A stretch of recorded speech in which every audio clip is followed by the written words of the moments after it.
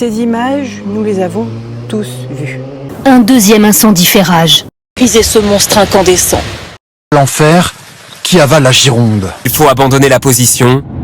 Notre équipe quitte la zone. Malgré les efforts des pompiers, l'incendie progresse encore et encore. Ces images, elles sont réelles et l'ampleur ne doit pas être minimisée. Plus de 116 000 hectares brûlés en France depuis le début de l'année 2026, dont rien que 42 000 hectares pour le seul massif de Sommeau en Gironde. Je ne sais pas si on s'en rend compte, mais c'est énorme. C'est plus de 10 fois la superficie de Paris. On a environ 260 000 personnes qui ont été évacuées sur l'ensemble du territoire. C'est littéralement du jamais vu. On a des habitations, des entreprises qui ont été détruites, des pompiers fatigués, blessés, certains mortellement. Certains ont littéralement donné leur vie pour sauver les nôtres. Je ne sais pas si on se rend compte du sacrifice. Alors, au moment où je te parle, la majorité des feux sont fixés. Alors, ça ne veut pas dire qu'ils sont éteints, mais qu'ils ne progressent tout simplement plus. Et c'est à partir de ce moment précis que ce sujet commence à m'intéresser, parce que c'est là que la communication officielle change de nature. Le plus dur commence pour les habitants désormais confrontés à l'après. On passe d'un registre de l'urgence à celui de la reconstruction. Mais on ne parle pas de la catastrophe qui arrive. Une catastrophe sur la catastrophe. Je veux parler ici de l'eau. Alors, à cet instant, tu peux te demander quels sont les liens entre les feux de forêt et l'eau. C'est ce que je vais essayer de t'expliquer ici en partant de ce à quoi on pense le plus facilement à quelque chose que très peu de personnes s'imaginent. Alors, tu vas voir, c'est simple, je commence par le début. Une forêt en bonne santé, elle fonctionne comme une éponge, c'est-à-dire que les feuilles, la mousse, les racines, la matière organique du sol vont retenir l'eau de pluie, la filtrer et la relâcher progressivement. Et ce qui se passe après un incendie, c'est que cette éponge, elle a disparu ou partiellement disparu. Il reste littéralement que des ternues et des cendres. Donc la chaleur, suivant la température du feu, peut faire fondre et volatiliser certains composés du bois qui vont redescendre de quelques centimètres dans le sol, se condenser et former une fine couche imperméable à sa surface. Cette couche, elle repousse l'eau au lieu de la laisser s'infiltrer. Et c'est là qu'arrive le moment le plus dangereux, ou du moins l'un des moments les plus dangereux, c'est-à-dire la première grosse pluie. C'est un phénomène qu'on connaît bien et qu'on appelle le premier lessivage ou first flush en anglais. La toute première grosse pluie qui tombe sur un massif brûlé agit comme un immense coup de balai. Mais c'est-à-dire, on balaye tout. Ça veut dire qu'elle emporte en une seule fois, en une énorme quantité et de manière extrêmement brève. On parle de quelques dizaines de minutes à quelques heures. Les cendres, les sédiments, le phosphore, l'azote, certains métaux, du carbone organique, parfois même les résidus de produits retardants. Et tout ça, ça va être envoyé directement dans les rivières, les fossés et les nappes d'eau. Alors, voici ce que recommande officiellement l'Agence régionale de santé aux habitants qui rentrent chez eux. Laissez couler l'eau du robinet pendant 2 minutes avant de la consommer à cause des dépôts dans les canalisations. Alors cette recommandation, elle est juste, et je veux être honnête avec toi, elle est pas fausse. Mais il faut impérativement regarder ce qu'elle ne dit pas. Elle ne tient pas compte de la localisation des habitants, ni de l'impact du feu autour de ces habitations. Et à ta place, suivant ta situation, si tu es directement concerné par ces incendies, personnellement, je n'utiliserai pas l'eau du robinet, mais plutôt des bouteilles d'eau, le temps d'avoir des résultats d'analyse satisfaisantes. Et tu vas voir par la suite pourquoi, quand j'aborderai l'eau potable. Cette recommandation, elle ne parle pas non plus de ce qui va se passer dans les rivières, les nappes superficielles et les captages en eau potable du bassin versant. Alors c'est pas de la désinformation, c'est un choix de communication qui répond à l'urgence immédiate et pas à ce qui arrive ensuite. Et ce, ensuite, à l'heure où j'enregistre cette vidéo, n'a fait l'objet d'aucune communication publique spécifique. Alors, concrètement, à quoi est-ce que l'on peut s'attendre ? Je vais commencer par les rivières. L'eau, elle peut devenir trouble, plus chaude. L'ombre des arbres, il a disparu et il y a moins d'oxygène dissous. Donc pour les poissons, les invertébrés, cette combinaison, elle peut être fatale. En ce qui concerne les lacs et les retenues, on va avoir une arrivée massive de nutriments, donc principalement d'azote et phosphore. L'azote et le phosphore, je le rappelle, ce sont des engrais. Et donc, avec cette arrivée massive d'engrais, Cette arrivée massive peut, dans certaines conditions, favoriser des proliférations d'algues et de cyanobactéries. Alors, petite précision importante, le feu n'est jamais la seule cause. Il faut la combiner avec plusieurs facteurs. Le feu augmente le risque, mais il ne déclenche pas mécaniquement. Alors si maintenant on parle des nappes souterraines, celles-ci, elles vont être concernées différemment suivant leur profondeur. On a les nappes profondes, et ces nappes profondes, ce sont celles qui généralement alimentent les réseaux en eau potable. Donc généralement, elles sont bien protégées. Évidemment, je mets généralement entre guillemets.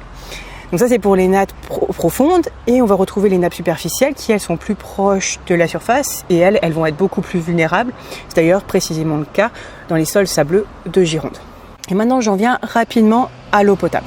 Il y a deux problèmes distincts. D'un côté, on a la ressource brute qui devient plus difficile à traiter avec, entre autres, une usure prématurée des installations. Et de l'autre côté, dans des zones où les habitations ont brûlé, le réseau de distribution lui-même peut être endommagé et laisser entrer des substances chimiques. Il y a d'ailleurs un phénomène qui est très documenté aux États-Unis, et je dis bien aux États-Unis, avec du benzène qui a été retrouvé dans près d'un tiers des branchements desservant des habitations détruites par des incendies. Mais je vais revenir juste après sur cette question d'eau potable parce que c'est important et tu vas voir, il va y avoir un développement qui est intéressant. Mais il y a un dernier petit point rapide que je voulais évoquer ici, et ça concerne les stations d'épuration. Les stations d'épuration des eaux usées sont vulnérables, elles, aux coupures d'électricité. C'est pas quelque chose à laquelle on pense instinctivement, mais quand il y a un incendie, il peut y avoir des coupures d'électricité au niveau des stations d'épuration. Et donc, les eaux usées se retrouvent non traitées et vont se retrouver dans les cours d'eau. Ça, c'est un angle qui est presque totalement absent des reportages officiels. Et vu que moi, j'aime les stations d'épuration et c'est ce qui m'a fait aimer l'eau, eh ben, j'étais obligée de faire un petit point très bref là-dessus. Alors maintenant, je vais revenir sur l'eau potable, car ça, c'est important. Le feu ne produit pas seulement des cendres. On a identifié ces dernières années, dans des centres d'incendie justement, des nanoparticules de métaux, alors du cuivre, du fer, etc. Ce qui veut dire que le feu peut créer de nouvelles molécules organiques. Des nouvelles molécules qui ne sont pas aujourd'hui recherchées dans les eaux après un incendie. Et ça peut poser problème lors du traitement de l'eau potable, notamment. Suivant le traitement qu'on utilise, suivant le procédé de traitement qu'on utilise, que ce soit par exemple du chlore ou de l'ozone pour la désinfection, ces composés, donc le chlore et l'ozone, peuvent rencontrer la matière organique issue du feu et il peut alors se former de nouveaux composés chimiques. Et ces molécules, ces nouveaux composés, peuvent être traités de manière totalement involontaire par les traitements. C'est peut-être d'ailleurs probablement le cas. Et si c'est pas le cas, ces composés vont se retrouver dans le réseau d'eau et donc à notre robinet. Et ça, en vrai, on ne le sait pas puisqu'on ne les recherche pas. Il n'existe pas à ce jour aucun protocole national unique et obligatoire imposant automatiquement après chaque incendie de forêt une analyse standardisée de l'eau. Ce qui veut dire qu'en fait, chaque collectivité doit déterminer elle-même ce qu'elle recherche sans liste de référence commune. Donc je ne sais pas si on s'en rend compte. Donc aujourd'hui, non seulement on n'identifie pas, on ne quantifie pas ces nouveaux composés, mais on n'évalue pas non plus leur toxicité. Enfin ça va peut-être changer. Il existe un projet de recherche français baptisé Postfire qui étudie précisément comment le feu transforme la matière organique et les métaux et ce que cela produit une fois que ces substances atteignent l'eau potable. Ce projet, si je ne dis pas d'erreur, doit se terminer en 2027. Donc ça veut dire qu'à l'heure où j'enregistre cette vidéo, on n'a pas encore de résultats complets publiés. Évidemment, quand ils le seront, je tournerai une vidéo dès que ces résultats seront publiés. Alors, maintenant, on arrive à la partie dans laquelle je vais évoquer un sujet que peu de personnes connaissent. Je vais essayer de faire simple, mais en gros, pour commencer cette partie-là, il faut savoir que la fumée modifie la pluie. Les particules de fumée vont servir d'ancrage à la vapeur d'eau qui va venir s'y condenser pour former des gouttelettes d'eau et donc des nuages. Ces particules, c'est ce que l'on appelle des noyaux de condensation. Et tu as d'ailleurs peut-être déjà entendu ce terme. À partir de ce moment-là, on va avoir deux possibilités. La première, une trop grande quantité de fumée peut retarder, voire empêcher la pluie de fumée. Et ça, c'est dû au fait que l'on se trouve avec beaucoup de petites gouttelettes qui vont rester proches du sol, au maximum dans les 2-3 km de hauteur. Et la deuxième, c'est que dans un nuage profond et instable, c'est-à-dire dans un nuage qui est situé à 3 à 6 km au-dessus du sol, ce phénomène peut au contraire intensifier, lui, l'orage. Plus on monte dans l'atmosphère, plus il fait froid, donc plus les gouttelettes d'eau sont grosses, elles vont cristalliser, se condenser, et c'est comme ça qu'on obtient de la grêle ou de la foudre. Et ça, pour le moment, on ne sait pas exactement le déterminer. Il existe littéralement aucune règle simple. Soit la fumée, elle retarde et empêche la pluie, soit on se retrouve avec un orage terrible. Maintenant, regarde cette image.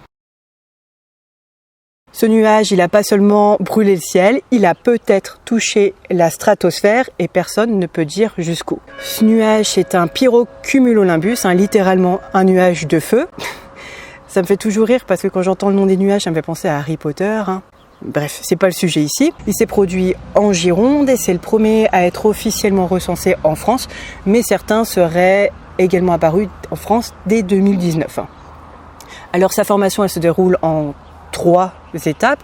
Le feu chauffe l'air au-dessus de lui à une température extrême. Cet air chaud va s'élever très rapidement comme dans une cheminée. Et si les conditions sont réunies en altitude, cette ascension, elle va former un véritable système orageux qui est capable de former la limite entre troposphère et stratosphère dans les cas les plus extrêmes. Si tu ne le savais pas, la troposphère, c'est la couche atmosphérique qui se situe entre le sol et environ 15 km d'altitude. C'est dans cette couche que se passe le cycle de l'eau, ce fameux cycle de l'eau qu'on apprend à l'école. Et la troposphère, c'est la couche qui est juste au-dessus, qui va environ jusqu'à 50 km d'altitude. Alors, attention, la stratosphère contient également de l'eau. Certes, beaucoup moins que dans la troposphère. Si je te donne un ordre de grandeur, on est environ sur 100 fois moins que dans la troposphère, mais elle contient de l'eau. Et il y a une grande différence, une très grande différence, une énorme différence même. Dans la troposphère, du moment où une molécule d'eau s'évapore jusqu'au moment de sa retombée sur Terre, il se passe en moyenne 10 jours. 10 jours. Or, dans la stratosphère, une molécule d'eau peut y rester comme piégée 2 ans, 5 ans, voire plus, suivant son altitude et la circulation atmosphérique. À cet instant, tu peux peut-être te dire, très bien, mais du coup, c'est quoi le problème ? Eh bien, le problème, c'est le suivant. Un nuage de feu peut, s'il atteint la stratosphère, libérer de la vapeur d'eau dans ses couches atmosphériques. Et on l'oublie très souvent, mais l'eau est un gaz à effet de serre.